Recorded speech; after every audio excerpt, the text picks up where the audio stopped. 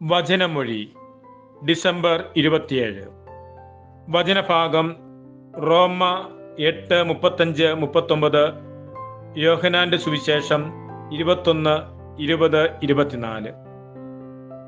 ഈശോയുടെ വത്സര ശിഷ്യനും സുവിശേഷ ഗ്രന്ഥകർത്താവും അപ്പസ്തോല പ്രമുഖനുമായ യോഹന്നാൻ ശ്ലീഹായുടെ തിരുനാൾ ദിവസമാണ് ഇന്ന്.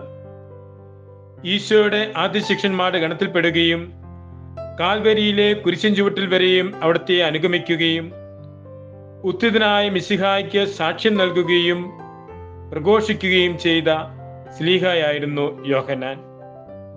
യോഹന്നാന്റെ സുവിശേഷത്തിൽ ഈശോ സ്നേഹിച്ച ശിഷ്യൻ എന്ന് പല ആവർത്തി പറഞ്ഞിട്ടുള്ളത് ഈ ശിഷ്യനെ കുറിച്ചാണ്. ദൈവിക വെളിപാടുകൾ നൽകുന്നതിന് പരിശുദ്ധ റൂഹായാൽ പ്രത്യേകം കൃപ ലഭിച്ചയാളായിരുന്നു യോഹന്നാൻ ശ്ലീഹ. സുവിശേഷത്തിലൂടെയും ലേഖനങ്ങളിലൂടെയും വെളിപാട് ഗ്രന്ഥത്തിലൂടെയും ആദിമ സഭയ്ക്ക് ദൈവത്തെക്കുറിച്ചുള്ള ആഴമായ അറിവും മിശിഹായ അനുഭവവും പങ്കുവെച്ചയാളാണ് യോഹന്നാൻ ശ്ലീഹ. കുരിശിൻ ചുവട്ടിൽ നിന്ന് പരിശുദ്ധ അമ്മയെ സ്വഭവനത്തിൽ സ്വീകരിക്കുകയും എഫേസോസിലേക്ക് സുവിശേഷ പ്രവർത്തനത്തിന് പുറപ്പെടുകയും ചെയ്തുകൊണ്ട് സുവിശേഷം ജീവിച്ച വ്യക്തി. ഇന്നത്തെ സുവിശേഷ ഭാഗത്ത് പ്രതിപാദിക്കുന്ന ഈശോ സ്നേഹിക്കുന്ന ശിഷ്യനും യോഹന്നാൻ തന്നെയാണ്.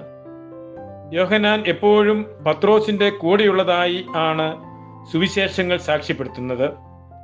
എന്നാൽ കുരിശിൻ ചുവട്ടിൽ യോഹന്നാൻ മാത്രമേ പ്രത്യക്ഷപ്പെടുന്നുള്ളൂ. ഇത് യോഹന്നാന് മിശിഹായോടുള്ള പ്രത്യേക ബന്ധം എടുത്തു കാണിക്കുന്നു. മിശിഹായുടെ സ്നേഹത്തിന്റെ ആഴം അനുഭവിച്ചയാളായിരുന്നു യോഹന്നാൻ. ഇന്നത്തെ ലേഖന ഭാഗത്ത് ശ്രവിക്കുന്നത് പോലെ മിശിഹായുടെ സ്നേഹത്തിൽ നിന്ന് യാതൊരു വിധത്തിലും അകറ്റപ്പെടാത്ത ആളായിരുന്നു യോഹന്നാൻ ശ്ലീഹ.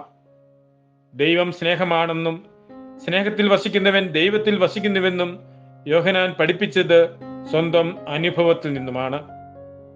കാണപ്പെടുന്ന സഹോദരനെ സ്നേഹിക്കാതെ കാണപ്പെടാത്ത ദൈവത്തെ സ്നേഹിക്കുവാൻ സാധിക്കുകയില്ലെന്നും പഠിപ്പിച്ചുകൊണ്ട് ദൈവസ്നേഹവും പരസ്നേഹവും ഒരു നാണയത്തിന്റെ ഇരുവശങ്ങൾ പോലെയാണെന്ന് ശ്ലീഹ നമ്മെ ഓർമ്മിപ്പിച്ചു.